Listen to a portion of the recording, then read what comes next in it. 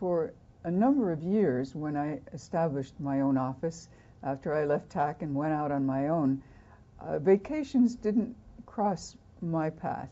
I worked 5, 6, 7 days a week, usually at least 6. And once in a great while, I would take a weekend off. But most of the time, I worked. I was having fun. I liked my jobs, and I was learning.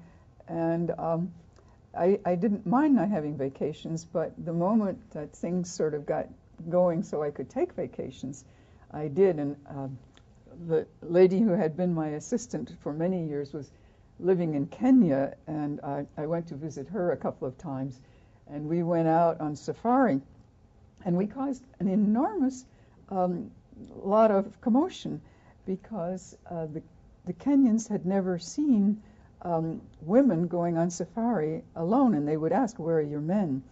And so we would talk to them about that we were women from the U.S., and we could go on safari by ourselves. And it was something that had never occurred to the people in Kenya. So here I am in the northern desert in Kenya. We were camping out at an Italian mission there.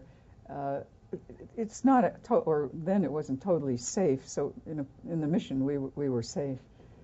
There I am in my Marimekko dress that we all wore back in those days, in the 60s and 70s. And then there's some other slides of that desert. The life there, the life in Kenya, depending upon which part of Kenya you're visiting, is very different, and the landscape is very different.